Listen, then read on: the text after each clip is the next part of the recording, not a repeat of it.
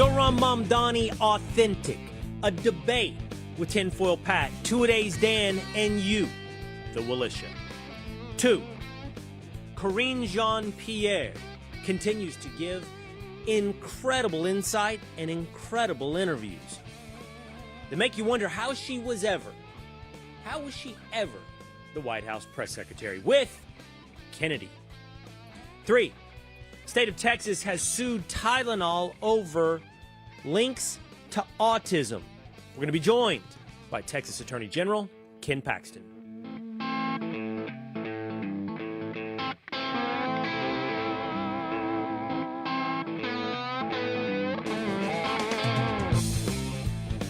It is Will Cain Country on a Tuesday with a big show for you today. Walking into this studio in a matter of minutes will be the Texas Attorney General Ken Paxton to inform us about the lawsuit filed this morning against Tylenol.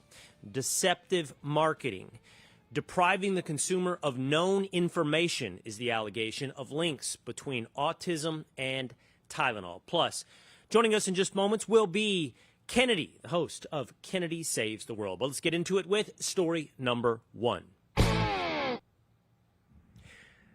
Authenticity. That was the claim made yesterday here on Will Cain Country. That Zohran Mamdani, a Democrat socialist, by all accounts a communist, gathering 14,000 at Forest Hill Stadium in Queens, has connected with the New York voter over affordability, over a populist message, and over his honesty, over his authenticity. I laid that out for you in contrast to the governor of California, Gavin Newsom. But I heard from you, I heard from the Willisha, like HRH Angelique, who said to me, Will, from your show today, Mamdani isn't authentic, same as Newsom. Mamdani, smiling at everything, wanting to tax the rich when he himself comes from money, and not having specific enough answers while claiming he has solutions, nothing about him is authentic. My response to Angelique was as follows. Do you think that Joseph Stalin stood in the bread lines? Do you think that Mao came from the streets? Do you think that communist leaders dine with the masses? Hypocrisy is not a bug, but a feature of communism. But hypocrisy, I do not think, reveals an inauthenticity. Rules for thee, but not for me is part of Marxism. And I think Zohran Mamdani is being honest about his hatred of America and his love of Marxism. I think he's laying it out very well and obvious for the voters to see in New York. And shockingly for many of us, sadly for many of us, this message is resonating, not just in New York, but the point of this conversation is increasingly across the country. And my contention is that the Democrat Party will not be defined in the future by the corporate plastic fakeness of Gavin Newsom, branded and made popular by Hillary Clinton. But it will be defined more honestly as the party of socialism, as the party of Zohran Mamdani, as the party of AOC, as the party of Bernie Sanders. But it wasn't just you and the Willisha that disagrees. So too do Tinfoil Pat and Two-A-Days Dan. I want to bring them into the conversation, but I also want to inform you of a new report out of Fox News Digital. It reads, Inside the Mamdani Machine, Soros cash, socialists, and radical moms engineered Zohran Mamdani's path to power. It shows that over a decade, this rise has been astroturfed for Zohran Mamdani. Fox News Digital writes that a database of 110 groups backing Mamdani exposes a tight inner circle of organizations that identify as Muslim or socialist, working hand in glove with 76 Democrat Party affiliates, allied groups, and unions. Particularly important in this political machine are two networks. Linda Sarsour, alleged anti-Semites, Empower Organization, and another constellation of groups called Engage, which she works closely with. The organizations have been generously funded. In total, billionaire George Soros' Open Society philanthropies have given Empower and Engage nearly $2.5 million in recent years, according to tax filings. There are pictures going back a decade to a very young, early 20s, Zohran Mamdani with Sarzor, showing that this has been in the making. This is not overnight. But for me, fellas, tinfoil Pat, 2-day stand, for me, this does not suggest inauthenticity. This is real. This is who he is. And I think less than any other politician in recent memory, at least from the left, he's not hiding the ball. Now, I'm open to hearing from the militia, and I'm open to hearing from both of you. Most notably, someone who thinks I'm wrong is tinfoil Pat. Yes, I think that Mamdani is very, he does believe in his radicalization, but I think that this level of authenticity is actually just a really good play. He's just a better salesman than Newsom. I think that that he just isn't really exposing who he truly is at the at face value. You're nodding along, Dan. Yeah, I kind of agree. I mean, I think he has a lot more radical views that he's hiding. I think, I think he believes in what he's doing, but he's changed his tune a lot of late, and I think it is, swaying some people to his direction. When he gets in office, things will, actually show how he is. But I think he's hiding a little bit. I think one of the things you can look at is like the way he eats the rice with his hands is a perfect example of this. Like he's just playing a character in order to do what he wants people to think he is about. While he dines in a fine dining restaurant other days. Yeah, behind the closed doors. You don't think he grew up eating rice with his hand? That's playing a character. 100%. Yeah, well, I mean, as a feather in your cap, as a further piece of evidence, I mean, this is his background, right? He was a wannabe rapper. He was a filmmaker. He was an actor. He comes from this world, and so you would assume more than the normal D-list politician, he's a more advanced theater kid who could play this character. I guess what I am saying is you have never. I'm just checking myself on never. But I think it's fair to say you have never had as honest of a socialist campaign run with socialist policies at this level with this kind of success in my lifetime in America. And with that, it requires us to recognize exactly what is happening. And what is happening is not just about Mamdani. To dismiss him as a theater kid is to dismiss exactly what's happening in that stadium in New York. Now, I'm concerned about Mamdani, but my concern about Mamdani pales in my comparison to the concern over the embrace of this most extreme candidacy in my lifetime in America. I'm more concerned with that stadium full of cheering people than I am with the man himself, Zohran Mamdani. And Dan, you walk the streets of New York and you dine at Brooklyn brunches. But I think we are, if not crossing, we're standing at the water's edge of the Rubicon, where now the left, in notable numbers, not simply fringe Green candidates, but mayor Democrat candidates, are ready to say, I'm not Bill Clinton. I'm a Democrat socialist. And that is a level of authenticity that perhaps is healthy, in that many of us suspected that that's the demon lurking underneath the skin of, the self-proclaimed moderate.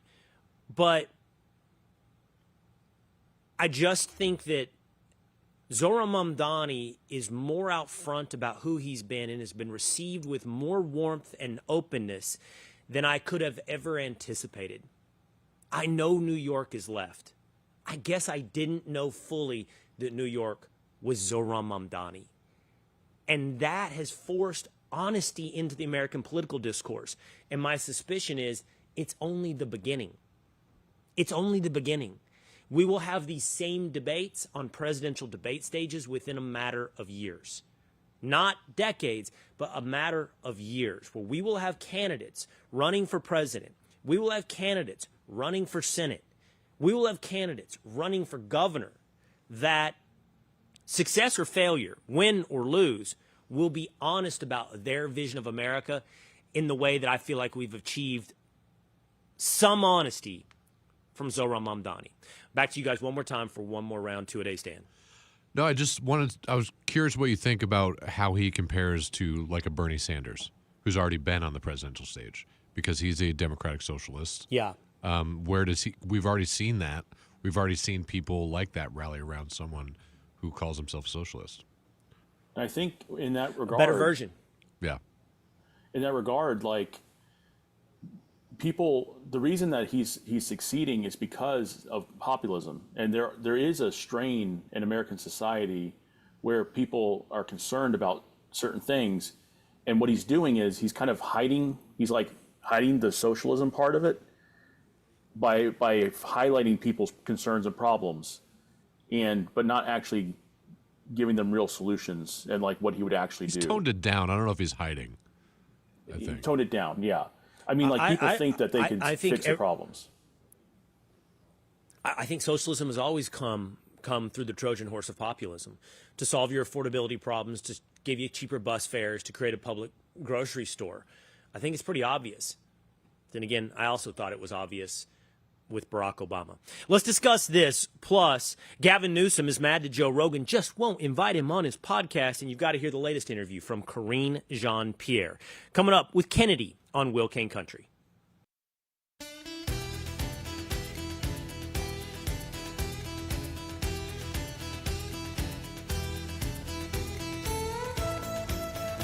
Barack Obama, just spoken of, is very mad, apparently, at Nancy Pelosi for rapidly endorsing Kamala Harris. It is Will Cain Country, streaming live at the Will Cain Country YouTube channel, the Fox News Facebook page, but you can always follow us on Spotify or on Apple. That's where you'll also find Kennedy Saves the World. Joining us now is the host of Kennedy Saves the World, Kennedy. What's up, Kennedy? Will, it's good to be in your country. It is good to have you in the country. Thank you. You may have heard some of this conversation I just had with the boys, and I've had with some of my audience as well. And it may be a bit of navel-gazing, or it may be a little bit rhetorical of whether or not Zohran Mamdani is authentic. And I think a lot of people, Kennedy, see that word authenticity as a compliment. And it is a compliment if what you authentically reveal is complimentary. Authenticity is one of those things, it's like the first filter or the lowest bar. You want to see how somebody is if they're real, but you're perfectly capable of not liking what you really see. And I think I've made the argument that Zohran Mamdani, more so than many other politicians, is very real. He's very authentic. And he may be hiding the ball a little bit about his radicalism. He may be more of a communist than a Democrat socialist. But it says something to me, the way he has put himself out there, what he has offered up, what he has said about himself, and the way that he has been embraced by New York. I don't know that he's been embraced by a lot of New York. To be completely honest, I think New Yorkers are really upset that they don't have a better slate of candidates, because a lot of people that I talk to, I live in New York City, a lot of people I talk to, they're not excited about him. And they understand. New Yorkers are pretty smart. They're pretty perceptive people. You have to be when you're navigating a city that, in the flip of a switch can turn very dangerous, and you can be held hostage in a subway car. Everyone's got a subway story. And, people know, especially people who've lived here through successive mayors, they know that it can get a lot worse. But they don't like the other candidates that they have. New Yorkers have been subjected to Andrew Cuomo for a long time. They don't see his stint as governor as being particularly successful, especially after COVID. Everyone in New York knows someone who died because of COVID, and a lot of people know someone who died in a nursing home because of Cuomo's policies that he was very unapologetic for. And, what they don't appreciate is someone who comes into a race and just assumes that it's going to be a coronation and doesn't work for it. New Yorkers, it doesn't matter if you are on Wall Street or if you are on every form of government assistance. New Yorkers, by and large, hustle, and they work really, really hard. And when someone comes into a race and they don't work for your vote, you don't have any respect for them. So, and, they look at Mamdani and they don't like his ideas. They don't like the idea of higher taxation. Of course, everyone is in love with the idea of affordability, but that doesn't happen under socialism. You get a greater bifurcation. It's like if you're living in the black market, you are thriving. But if you are dependent on the government-run grocery stores, you are going to starve. So, they look at the guy and they're like, well, at least he's traversing all 5 boroughs, with that goofy smile and those dimples, and he is authentic. Jeffrey Dahmer was authentic. Brian Kohlberger, authentic. It's like authentic can still mean terrifying. And just because he's a principled person doesn't mean that his principles are good. They're pretty awful. And to your point, he has shown you exactly what they are. And that should be terrifying for people. But instead, they are buying into the idea, this zero-sum idea, that if rich people have something, they have taken it from poor people. Basic economics. Adam Smith disproved that centuries ago. But people are still buying into that because it's an easier thing to swallow than I have to change my behavior in order to make my life more affordable. No one wants to do that. That sucks. But for a lot of people, if you are building wealth, that is the reality. All right. It's interesting. I agree with everything you just said, except for Oh boy.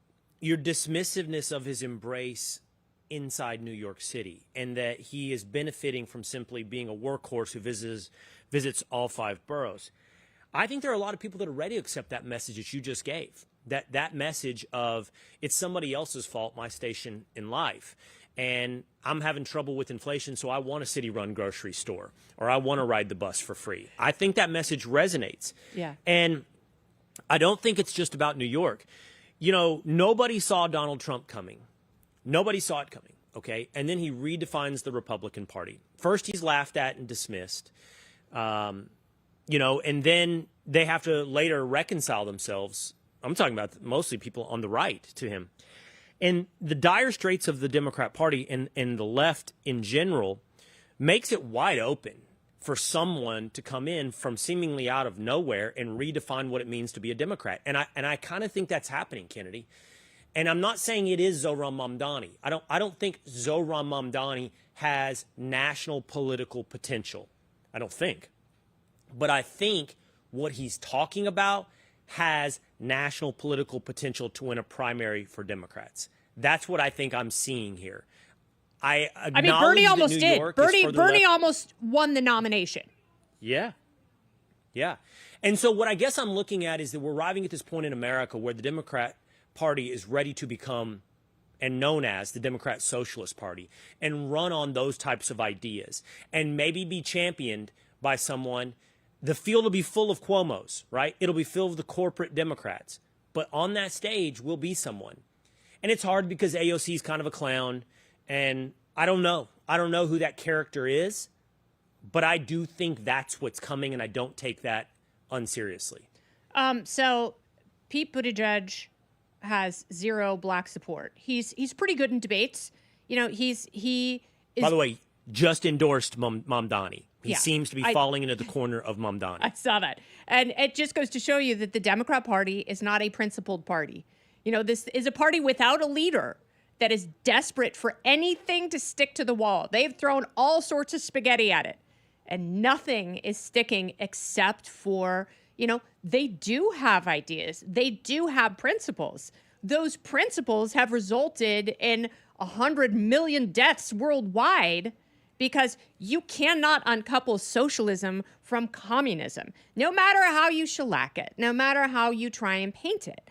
So Buttigieg isn't going to get the nomination. AOC isn't going to get the nomination because she's never really been challenged. If you watch some of her earlier interviews, you know, she completely crumbles when she is in hostile territory and someone asks her a basic follow-up question. So when she is on a debate stage with 8 or 9 people who are ready to dismantle her hypocrisy, she's not going to carry the mantle for the party. Kamala is, you know, she's a non-starter. At this point, she can't even run for governor in California. She was trying to do in California what Cuomo was trying to do in New York. Like take a few steps down the ladder, land on a comfortable rung, and then climb your way back up. That's not going to work. That's not what people want.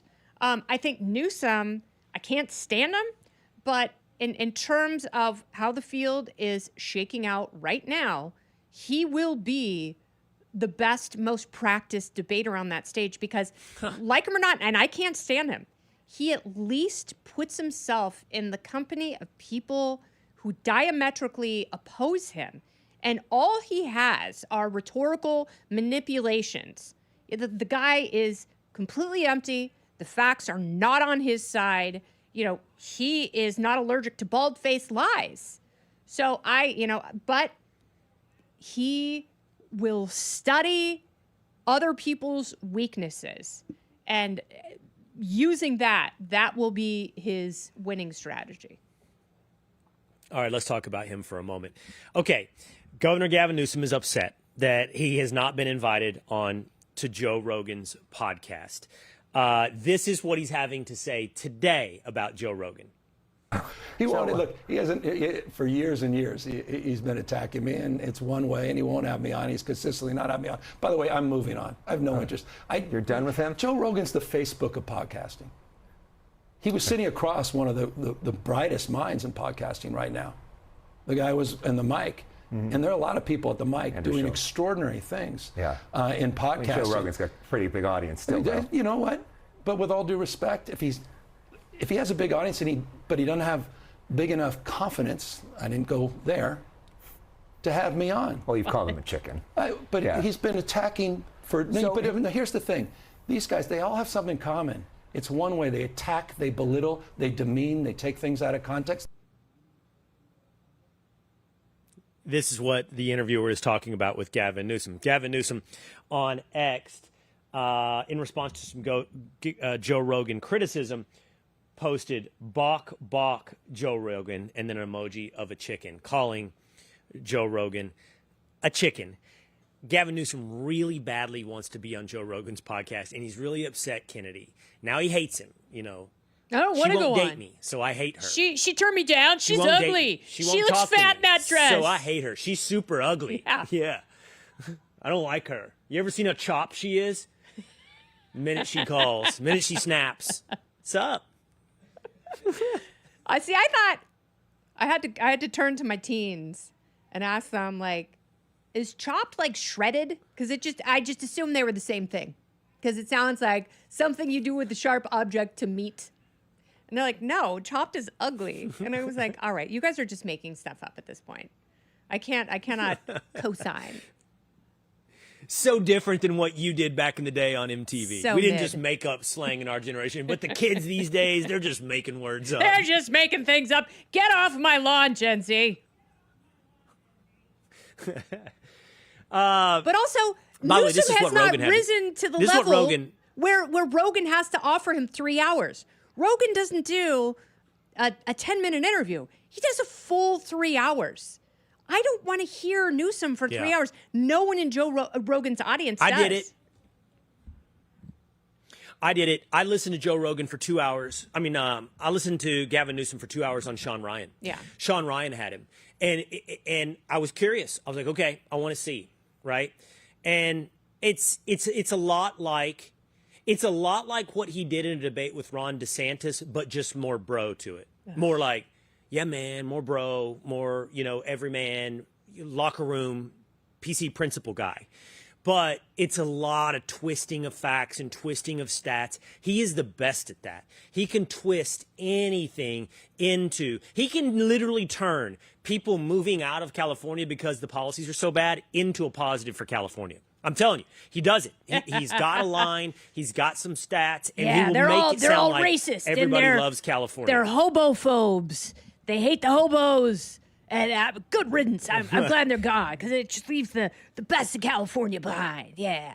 But if I'm Rogan, I'm like, I don't want this for 3 hours. It's exhausting. You left to fact check literally every sentence that comes out of Gavin Newsom's mouth. Every single one. There is no moving forward. Like, there's no, like, a linear conversation. It would be stuck in mud because everything is a lie. Yeah, he's a super creep. He's a scary person. He, by all accounts, not a really great person. And now he speaks jive. Now he's going on podcasting like, I was a Kraft macaroni and cheese kid. Yeah, I was a hustler. I raised myself on the streets. Wonder Bread. I was big pimping from the time I was a teen. And it's like, and I love, like, Adam Carolla just completely jujitsu'd him. And it's like, no, your dad was the lead attorney for the Gettys. Like, Getty money funded your winery when you were 25. You were always a fancy lad. Yes. You were always less than zero, Patrick Bateman, Bret Easton Ellis character come to life. Yes. Wearing a Burberry scarf. Here's what Joe Rogan had to say about the prospect of talking to Gavin Newsom. Yeah, when is he coming on? He's talking some shit on Twitter. I know, it's like, you think that's going to work? Like, that's so stupid. Like, this is such a bad look. It's such a bad choice. There's a little desperation in it. But it's just stupid. It's like, this is a bad strategy. Like, I probably would have had him on. Yeah. But now I'm like, nah, what are you doing? There is a fun version where you just do it and cook them. You know?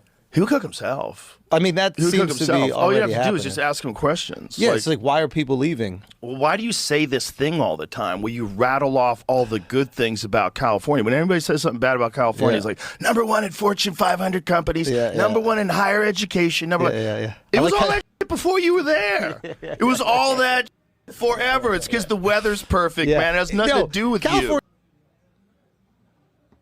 Yeah, and by the way, he says more people are moving to California than have left. That's what he does. Not only would I not be able to conduct that interview, I don't want to listen to that interview. There are very few. I want to hear. I want to hear what Bernie Sanders says. I actually want to hear what Zohran Mamdani says because I think it's important to know. It's not important to know anything Gavin Newsom says. He's not adding anything. And who is he? Like, what is a Newsom Democrat? That's what you always have to ask yourself, because I think you can look at the stadiums, the full stadiums at Trump rallies, and you can look at the full stadiums. I mean, they have to have 3 socialists on the bill. You have to have AOC, Bernie, and Mamdani in order to have the same effect. But what is it that is electrifying people? And is there common ground? Someone like Gavin Newsom doesn't have that. I cannot imagine Gavin Newsom going to the Irvine Amphitheater and, you know, a large number of people buying tickets. He's just, and that's why he's doing podcasts. Is you know, he sits and thinks about this manipulation. He could fill up a balloon full of hot farts. That's all he's good for. Trump fills up Madison Square Garden. Mamdani fills up Forest Hill Stadium with capacity 14,000. Newsom fills up a balloon of hot farts. That's about right. It's about the state of our politics. Capacity. By the way, you brought up Kamala Harris. News out today. So President Obama was incredibly upset with Nancy Pelosi for, after Joe Biden bowing out, something they worked on together, Kennedy, Obama and Pelosi, getting Biden to drop out. She quickly, I believe it was in 24 to 48 hours, endorsed Kamala Harris. The report is Obama said, "What the F did you just do?" Obama's furious call to Nancy Pelosi after election betrayal. He wanted a more open contest where more people had their names in the middle of the ring vying to be the Democrat candidate. She told him that horse has left the barn. Pretty interesting because, by the way, everybody considers Kamala Harris in the Barack Obama wing of the Democrat Party. That's when he knew that he had lost control of the party. That moment. Pelosi's endorsement of Harris. It's like, who is she beholden to? Like, she's already turfed Biden. Biden hates her. Kamala's not going to win. You know, there's not a place for Nancy Pelosi in the Kamala Harris administration. And, you know, she just blown all of her capital and goodwill with the Obamas. So I don't understand that, because Obama and Pelosi knew exactly what was happening, you know, before they forced Biden out of the race. And he didn't want to go. He went kicking and screaming. He's still yapping about it when he's not falling. And they knew that there had to be a plan in place, and the plan was an open primary. And I believe 1,000% that they did not pull the trigger on forcing Biden out until they had a plan. And, you know, maybe she has some neurological decline going on. You know, maybe she has some cognitive issues where... Well, she's 85. Yeah, where she forgot Something like that that. she and Biden had, or she and Obama had made a deal when they forced Biden out. And she just completely, because that is a massive shift. Like, I don't blame Obama for being upset, but I also think he's upset because he has lost control of everything. So, you know, when Kamala's asked recently, like, who is the leader of the Democrat Party, she's like, oh, I don't know. I don't know. Like, it could be, I don't want to leave anyone off the list. And it's like, well, the only answer is like me. You know, me. I'm the one. I'm not done. But it's not her. She knows it. Obama knows it's not him. So it's like AOC is putting on a ruby red lipstick. She's like, I'm going to Taylor Swift this moment right now, and I'm going to have an era where I'm the head of the Democrat Party. Oh my God, this is going to be amazing.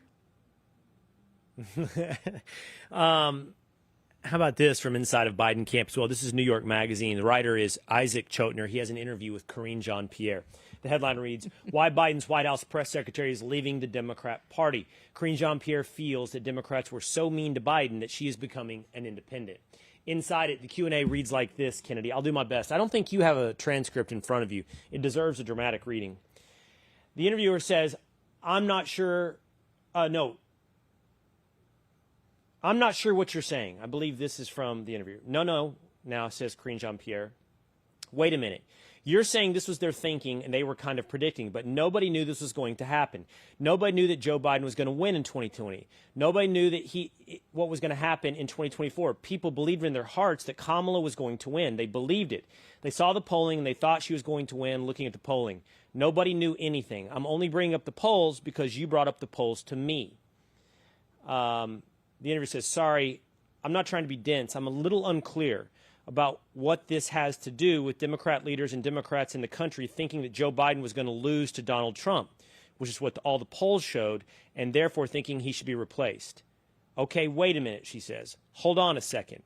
Nobody knows anything.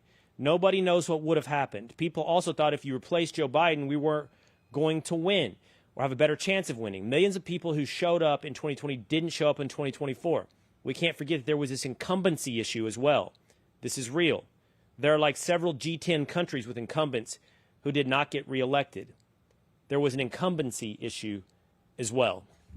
People are pointing to this interview, Kennedy, as like the most confusing, mangled, somehow antagonistic interview with New York Magazine with Karine Jean-Pierre. And she's doing a lot of interviews right now where she's really debating herself on things she said and defending Joe Biden and why he was replaced with Kamala Harris. And it all leads to a really obvious, how is this woman ever press secretary? Well, they obviously didn't do a good job of vetting her. And, she didn't make it through the traditional interview process that normal people would be subjected to. And, and that was detrimental to the Biden administration. And she was obviously just a supplicant and an outsider. She was a Joe Biden leg humper who was not allowed inside the sanctum of the presidential committee that was actually running this country. And it was obvious based on her briefings. I mean, first of all, she's not coherent and she can't string a few sentences together to make a point. It's like I read those paragraphs, I listen to the oral presentation that you've just made, And I'm wondering, like, what is the thesis here? Like, what is she saying? Because, you know, I'm trying to be a generous audience and, you know, go along with her wherever she's going. I have no idea where she's going because sometimes she says... Well, she does it. But one thing you know she's going to do is be dismissive and be condescending. And that's how she covers up her lack of intellect and insight. Yeah, no insight. And she's like, okay, I've already spoken to that. No, you haven't. Like, if you've got members of the press who were asking the same questions while she was press secretary, you know, basic questions that you should have an answer for that are the most anticipated possible questions, and you don't have an answer. And you say, I've already spoken to that. The president has already spoken to that. Well, clearly not satisfactorily enough. And then, you know, she goes on this tour, and it's like, what is her point? Democrats were so awful that that's why Joe Biden isn't president. Well, what insight do you have as to whether or not he wanted to remain president? What insight do you have as to whether or not he had to take cognitive tests? If, you know, Dr. Jill, the real doctor, or Dr. Kevin, whoever the hell that guy is, if they forced him to take these tests so they knew what they were dealing with. Like, Karine Jean-Pierre could have given us that sort of insight. But she doesn't lay any of these myths to rest. You know, I have less confidence in her now, and I realize that someone who was that poorly equipped to run the comm shop at the White House is just emblematic of how the White House and the president were crumbling. Yeah, because let's put a fine point. She was a DEI hire that was hired because she was black and LGBTQ. That's what she was, and they could put that out front. And they did that throughout the entire administration. And now you have people like Joe Manchin saying that he told President Biden, "Hey man, you're not like this. Like you have the most radical staff that I've ever seen in Washington, D.C. Your staff is radically left." And that's what Manchin says he told Biden. Mm-hmm. He's like, that's not who you've been as a senator.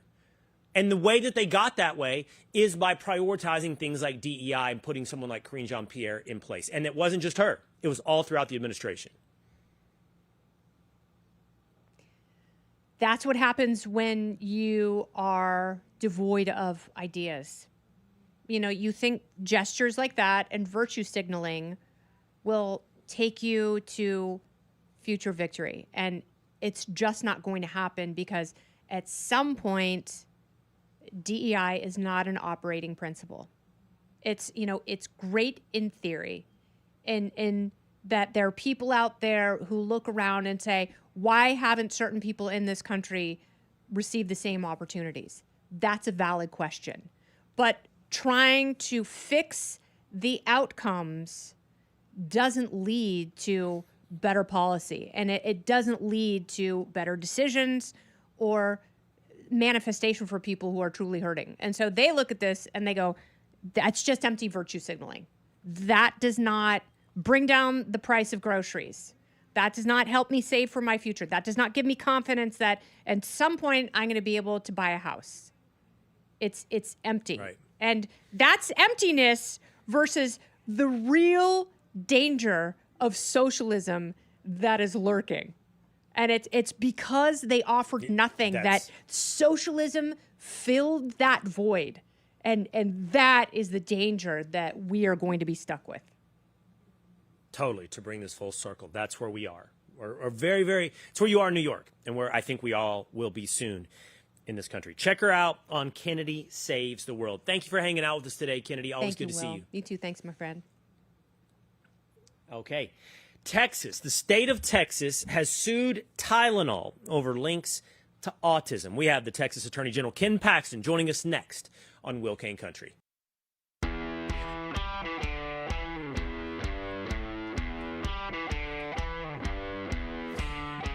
Tylenol has been sued this morning by the state of Texas over links to autism. Let's discuss that today on Will Cain Country, streaming live at the Will Cain Country YouTube channel, the Fox News Facebook page, and always available at Spotify or on Apple. We're joined now by the Texas Attorney General, Ken Paxton. Mr. Attorney General. Good to be here. Thanks. Love it. It is Mr. Attorney General, right? It's, I think the normal title is General, whatever your last name is. Well, I heard President Trump call Pam Bondi General Bondi the other day. Yeah. So it's General Paxton? Yeah, that's the title. I thought it was actually when I first heard that title, I heard it of Abbott, and I thought, did he just make up a general title for himself? But no, it's He made himself a 4-star? It's funny because I have a daughter in the Air Force. She was a captain. And I said, I want you to know I outrank you. I'm a general. She goes, you're not a real general. I said, no, I'm the full general. I'm like the 4-star. It's funny, before I heard Trump call Bondi General Bondi, I haven't heard that. Like, I don't hear people refer to you as General Paxton. I do hear people say Mr. Attorney General a lot. Or Mr. Secretary. Because most people aren't around an Attorney General. They've been told the proper sort of title. I don't care. And if you're in a room with a bunch of Attorney General, it's not Attorney Generals. It's Attorneys General. That's exactly right. And the way to really confuse people, if you got a bunch of attorneys, just say general, and everybody's head will snap. If you're general, why would it be Attorneys General and not Attorney Generals? Who knows? See? I don't you see know. where I'm going here? You've got a good point. But it is funny to be in a room and then you hear the word, somebody says general, and you've got 5 attorney generals snap their head around. It's just, you get conditioned, right? By the way, the general is running for Senate as well in the state of Texas. We're going to talk about that a little bit here today as well. But first, the news as of this morning is that you, as Attorney General of Texas, have sued Tylenol. I believe it's for deceptive marketing practices, links to autism. Let's talk a little bit about the merits and the basis of the suit first. For what are you suing Tylenol? So we've looked at studies that suggest that they knew this, that their pregnant women are affected, the children are affected, that there's a much higher incidence of autism and ADHD when Tylenol is used during pregnancy. And so they knew it, and you can tell by how they legally structured everything. They moved that liability, that product, to a separate company and basically separated and put no assets in that company to make it less likely that they would lose any money. Is that right? Mm-hmm. It was in a separate company called Kenvue, which I don't like the first part of the name there, Kenvue. That's what they did. And your contention is they did that to shield the rest of the company from the liability over Tylenol? Yeah. So why would you do that? Why would you separate that off? Totally separate company, totally separate balance sheet, no connection to Johnson & Johnson, which owned the product, and it was a product that sold. Obviously, Tylenol's sold all over the world, and yet they wanted to separate that company. Have they done that with other drugs? Not that I'm aware of. That's the one I know, but I know this case better than I know their other drugs. Right. I just wondered if it's standard practice for them I'm trying to. We completely out of the norm for them to separate sued them out a before. drug. I think they did it one other time with talcum powder. We sued them over that. We got a win on that as well. I'm pretty sure they tried. I remember the talcum powder suit. What was that about? That it's connected to birth defects as well? Yes, that it had some negative effect on. I think it was children. It's been years since we. And you won that suit. Yes.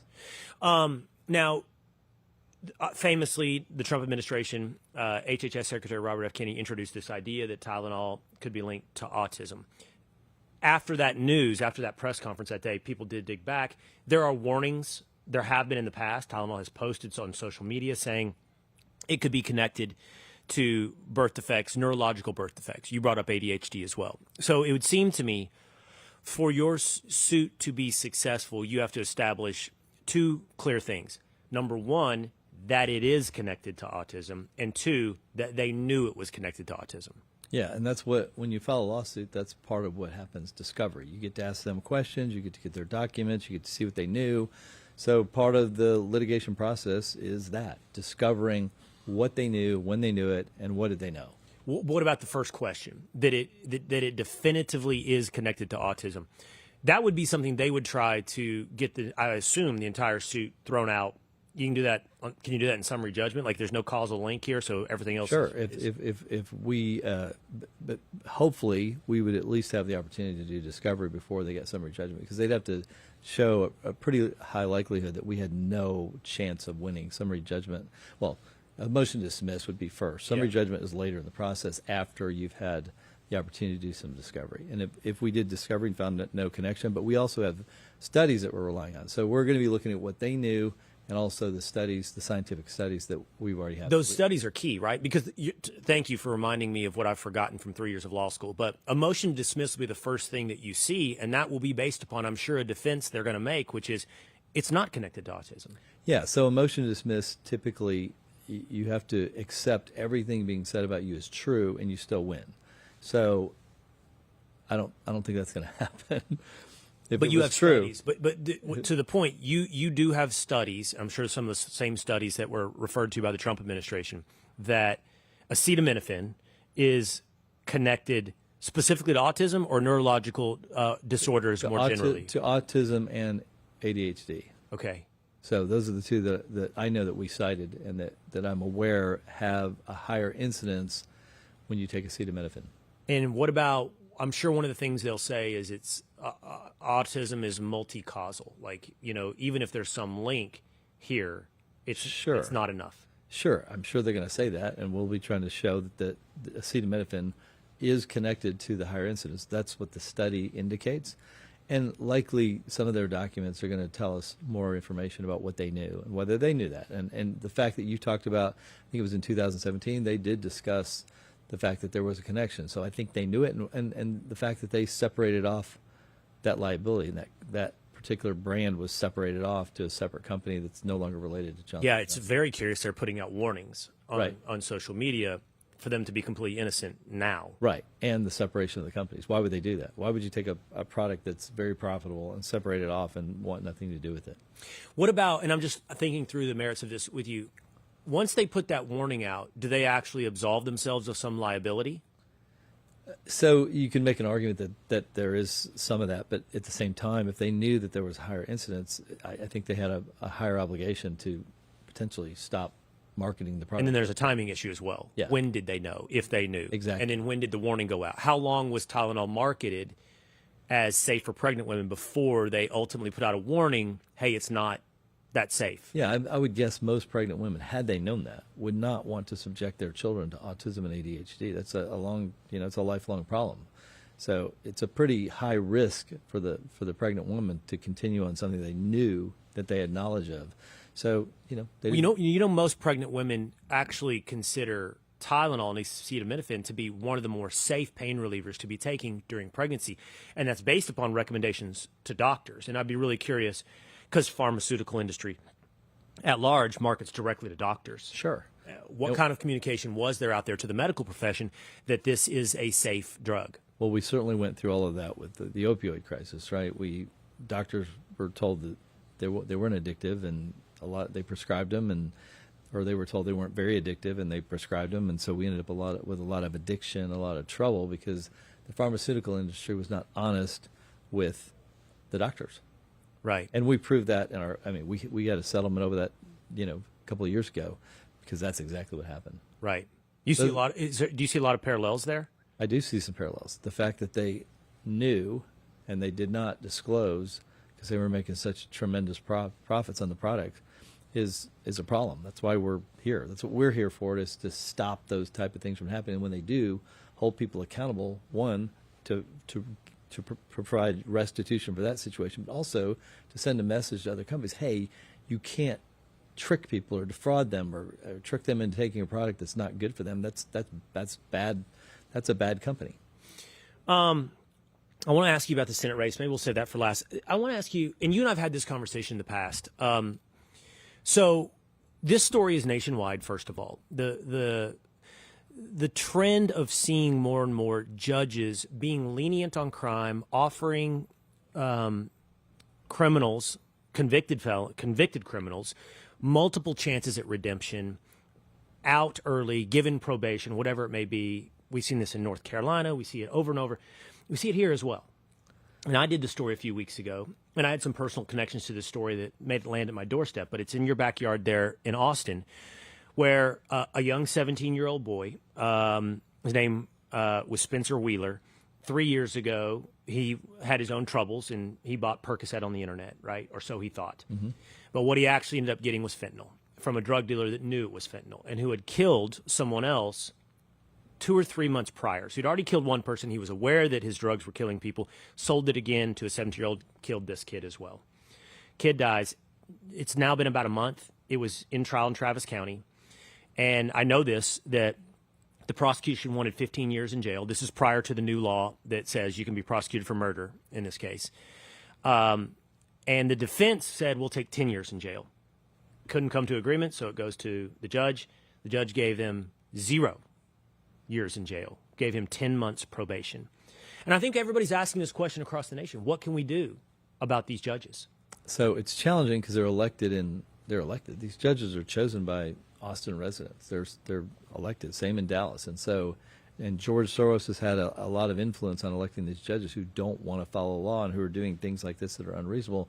So you've seen a little bit of the legislature try to attempt to put brackets around these judges because the discretion that they're using is horrific. To go to 0 on somebody that's killed their second kid. And so you've seen in different states, particularly Texas, try to wrap their arms around passing legislation that require, and there's a constitutional amendment now that people can vote on that require no bail for certain types of heinous crimes. So that's what the legislature in Texas is trying to do, and I think that's the best we can do, given that people. And the second thing we can do is have people pay attention to who these judges are and elect different judges. This is within the power of the people of Travis County or Dallas County. But you've pointed out to me in the past that you just don't have the power to come in and do anything at local levels, prosecutions. As the state attorney general, the way that this state, and many states, by the way, are structured, this is always going to be a local thing unless you amend things at the state level to give more power to state officials. It would be, the legislature could pass legislation that allowed for concurrent jurisdiction for the attorney general. And look, I'm going to be gone. It would be for the next attorney general. I think that's a very, very good idea. Why not have a backup? Because many of these DAs are being put there by George Soros. They're Democratic districts. Nothing Republicans can do to elect a Republican in many of these districts. And so have a way so that there's a backup. So if you have a prosecutor who doesn't want to prosecute crimes, you have a backup to the system, which is the attorney general. It makes total sense to me. A lot of states have it. And there should be some accountability for How does that work as a backup to your point? Because I think you would agree with me, principally, we do want government to be at its smallest increments. You have the most power in local elections, right? And so that's the most responsive to the local voter. It's a shame when those voters elect those DAs or those judges. Do we violate that principle by bringing that power back to the state? I'll give you an example. So LBJ, everybody assumes, crooked election, stealing ballot boxes, all that stuff that happened in the late 40s when he was elected to the Senate. So the legislature in 1951 passed a statute that directed the attorney general to prosecute voter fraud. That occurred for 72 years until the Court of Criminal Appeals struck it down as unconstitutional, which is crazy. We can get into that. But it's worked. It allowed me as attorney general. I had 4 prosecutors, and the local DAs were not prosecuting voter fraud. It just wasn't happening. And yet, when I was allowed to hire, I had 1 when I started. I had 4 when we were in the middle of all this.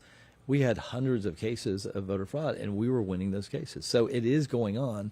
What harm was there that the legislature provided a backup? There was no harm. We actually got to stop voter fraud, which is pretty significant. So you have to decide, do we want to have some accountability when we see the system is broken, which it is? When George Soros can spend just a little bit of money and get his DAs elected in these big Democratic counties, knock out DAs that are doing their jobs, even Democratic DAs that were doing their jobs in Bexar County and even Travis County. I worked with them, and I watched George Soros come in and spend a little bit of money, take them out, and now we've got DAs who don't prosecute anything.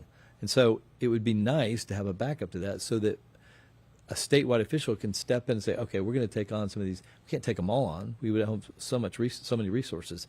But have the ability to step into some of these cases, particularly ones that involve maybe even the DA who's committing crimes. Now, right now, who's going to prosecute a DA that commits a crime? If they commit a state crime, who's going to do it? There's nobody to do it. It would have to be themselves. So we need to have some accountability for DAs that are themselves potentially committing crimes or allowing others to do it under their noses. How pervasive is George Soros' influence? How many cities? So you know this state, so let's take Texas as an example. How many cities prosecutors are under the influence or funded by, in some way, George Soros? I would say at least Travis, which is Austin, and Bexar, San Antonio, potentially Harris County, Houston, and Dallas, the big 4. And Tarrant County, fortunately, has a Republican DA who's not bought and paid for by George Soros. So we have, of our 5 biggest cities, Tarrant's the one that's actually doing prosecutions the way they should be done. The others have held back. For instance, in several of these cities, including Dallas, I think, if you steal money, if you shoplift, you don't get prosecuted as long as you're under a certain amount each day and you haven't hit too many stores. It's crazy. And how many other prosecutions are not happening because George Soros wants more chaos and he wants. What does he want? I'm asking you. You're running for Senate. You've been involved in politics for a while. You know, we just talked about Zohran Mamdani in New York. It looks like George Soros' Open Society Foundation is behind some of the funding that ultimately goes to a guy like Mamdani. And I look at that and I go, what's the vision? What's he asking? What does he have in mind? I would love to interview George Soros, or his son for that matter, and say, just help me understand the vision. It's hard to understand. I think it's because it's so antithetical to constitutional government, American freedom. It's not his deal. He wants destabilization. He wants our markets destabilized. He wants our crime to be destabilizing to our country. He wants, I think, the country to fail. He's not for a prosperous, free, constitutional government in America. But why? In search of what? Because it's like Littlefinger in Game of Thrones, like the chaos is a ladder, and you climb the ladder? Well, yeah, I think globalism, control from outside of this country. If America is less, it gives others, I think they see themselves having more power. They want us minimized, and they want this global elite in control of our country and the world. And we're a problem because I think we're a relatively good force, not just for the people of America, but we have a sense of freedom, a hopeful freedom for other people as well, because that's what we live under. You're an attorney general. What do you think about the attorney general's race in Virginia, where you got Jay Jones, who's put out these, discovered these texts that he was talking about violence, the way he thought about his political opposition. He does seem to have gone down significantly in the polls. I believe Jason Miyares is now leading in Virginia, but I don't think he's lost many endorsements. Yeah, it's kind of shocking. I'm trying to remember some of those texts, but it was hard to believe when I read them how bad they were, and that he's even still in the race. I would have thought they would have tried to replace him. Jason Miyares has done, I think, a really good job as the Republican Attorney General for Virginia, and I'm really hopeful that we don't end up with this Jones guy who's leading Virginia, which is a relatively conservative state. All right, you mentioned you won't be there as Attorney General in the future. You're running for Senate. Right now, you're running for Senate against both John Cornyn and Wesley Hunt. There's three of you in the race. Let's just start with this. What do you see as the state of the race? I feel like I'm doing well. I'm pretty sure I'm first place, and sort of letting John Cornyn fight it out with Wesley Hunt. But the race, really, to me, I got in the race to make sure we didn't have another term, fifth term, 30 years of John Cornyn doing nothing in the U.S. Senate. This guy's been in office since I was in college, and I'm 62. And I cannot, when I travel the state, and I've asked this hundreds of times to thousands of people, can you name anything remarkably good, not bad, because we can name the bad stuff, which I'm happy to do, remarkably good that John Cornyn's accomplished? And no one's ever spoken up. Even his supporters don't speak up and say, well, back in 1987 he did this, or back in 1992 he did this. We don't have those examples. What we have is him fighting Donald Trump, not wanting Donald Trump elected in 2024, and now he supposedly loves Donald Trump. We have examples of him fighting the border wall. Now he's supposedly funded the border wall. We have him siding with Joe Biden to restrict Second Amendment rights. And when he was on the Supreme Court, he wrote the opinion that created Robin Hood, that turned our schools into basically a socialistic model. He did that by judicial fiat. It's completely unconstitutional. And he's had a really negative impact on the state with that decision. And it's just time for a change. He's going to be 81 if he gets to go for another term. And it's just time. After 4 terms in the U.S. Senate, we've never had anybody do 5 terms. Not Sam Houston, not Phil Graham, not John Tower, not LBJ. No one's done 5 terms. He would be the first, and he doesn't deserve it. We need somebody like Ted Cruz who will stand up and fight for Texans, who will be responsive to Texans, and we just need a fighter. What does the presence of Wesley Hunt do to the race? Look, it certainly makes it more interesting. I think it's another person to highlight what John Cornyn has done, because that's mostly what I think he's doing, what I'm doing. Does he draw away from you then? Does his voting base pull from Ken Paxton or pull from John Cornyn? I think he's actually going to pull more from John Cornyn. I'm not worried about finishing third or second. I'm pretty confident I'm going to finish first. And look, it may create a runoff, but that's fine. I've done great in runoffs. My worst runoff was 65-35. So I'm not worried about that. I'm just worried about making sure that John Cornyn is not the next U.S. Senator from Texas. Who has officially declared as a Democrat? James Tallarico? Has he officially declared? Yes. State Senator James Tallarico, made famous on Joe Rogan podcast. I've had my battles with him on my television show. I have a lot of thoughts about James Tallarico. Colin Allred as well? Colin Allred. Okay. What do you think of those two guys? Like, who do you If you win the primary, who do you expect to be going against? So I don't know because we haven't had filing yet. Filing starts November 8th, ends December 8th. There's also the possibility of Jasmine Crockett getting in because she's waiting supposedly to see how the redistricting fight turns out, which we should find out soon because that case was we finished our presentation in El Paso. A week and a half, 2 weeks, whatever it was, recently. And as part of that, Jasmine Crockett would most likely lose her district. Yes, so that's a possibility too. And from what I've seen, she's leading in the polls. So I don't have a preference. I think it's. From what you've seen, she would lead of those three. That's what I've heard. That Tallarico, Allred, Jasmine Crockett would lead. Yes. So that would make the race really interesting, right? So that would be kind of fun. And I know she's. What do you think of Jasmine Crockett? A little crazy. I mean, she's made good comments about John Cornyn, and she likes John Cornyn. She said he's the kind of Republican that Democrats like, which I think is true. I think that's why they do like him. If for her to say that tells you everything about John Cornyn we need to know. But I think that would be an interesting race to have Jasmine Crockett on the other side. It sounds like you're rooting for it to be Jasmine Crockett. It'd be kind of fun. I think the other ones would be not as interesting. So, what do you think about everybody calling James Tallarico as the rising star for Democrats? Look, I barely know the guy. I don't know what he's accomplished. It seems like if you're a rising star, you should have some accomplishments, something you can claim that you've done for the state. I mean, other than disappear to out of state and avoiding your responsibility to vote, I don't know what the guy's actually accomplished. He certainly hasn't talked much about his accomplishments. He's talked more about himself as a person. But to step up to that level. Like, I want to vote for somebody that I know has done things, so I have some proof before I put him in a position like U.S. Senate, especially from Texas. I want to ask you this question because I hear this question a lot, and I'm sure you have as well. Maybe it's less of a question, more a statement that people make, and I want to get your response to it. Ken Paxton wins a primary, but Ken Paxton loses a general. You hear that? I'm sure you've heard it. It's much from the Cornyn camp, but look at my record. I've run 3 statewide races, and I've done perfectly fine. I haven't lost a statewide race. The only close race we had was when Cruz was at the top of the ballot, and I outperformed him like 2 points. So the last time I ran, they said the same thing, and I won by, 10 points. The first time I ran, it was like 20 points. So they can say that, but there's no evidence. And if you look at the polling, it never turns out. I pulled it. I pulled how I do versus a Democrat versus John Cornyn. Effectively, I think one poll I outperformed John by 2, and another one he outperformed me by 1. A Republican is going to win this seat. I'm certain of it. We are going to win Texas. This is a Republican state. You don't think this is close? I mean, Jasmine Crockett certainly makes it easier, but I don't know. Tallarico, Allred has run several. How many times? No one knows these people. I mean, Jasmine's the only one that's kind of known, right? So she has some name ID versus James Tallarico. No one really knows who he is. You do because you're into politics, but very few people. Who? And same with Colin. I mean, he was in Congress for a few years, but what did he do? He's not a very interesting candidate, even for the Democrats. I don't think he's a very interesting candidate. He lost to Ted Cruz by 8.5 points.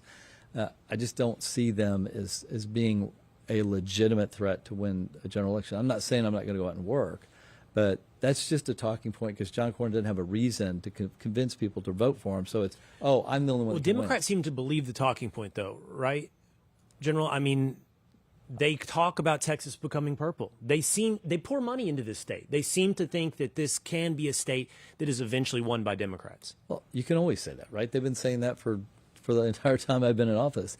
And yet, I've run 3 statewide races and done really well, just as well as, I was outspent, and if you look at the last race, I won by almost 10 points.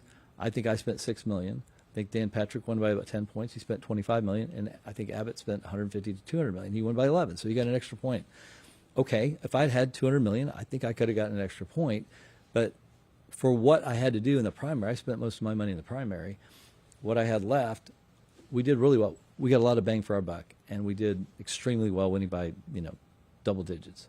Well, I'm rooting for it to be Jasmine Crockett as well. I think that will be. By the way, I think I'm missing a helmet here. We got to have the Baylor Bears. Yeah, I knew you're Baylor. Yeah, we got to. Let me tell you something. I haven't. This is Senator Mark Wayne Mullen. This is Michael Quinn Sullivan. Okay. So you got to bring your own helmet? Well, I mean, I bring this one. Okay. Everybody else then objects and brings in theirs. I bought. The only 2 I brought in were 3: Auburn, Clemson, and Texas. So If you want Baylor, I'll give you the address. We can get you Baylor. I'm trying to figure. I thought maybe that gold helmet might be Baylor, but this is the newest edition. This is my producer, Two-A-Days Dan. He likes Notre Dame. Okay, it had no markings on it, so That's how they do it at Notre Dame, just the gold helmet.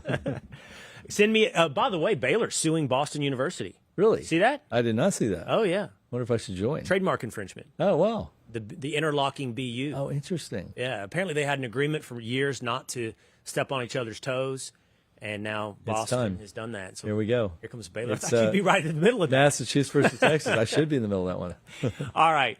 General, Mr. Attorney General Ken Paxton, thank you so much for being with us here today. I enjoyed it. All right. Thanks. All right, that's going to do it for us today here on Will Cain Country. We appreciate you hanging out with us. We'll be back again, same time, same place tomorrow, 12 o'clock Eastern Time. Will Cain Country on YouTube, Fox News Facebook. You can check us out on Spotify or Apple. I'll see you next time.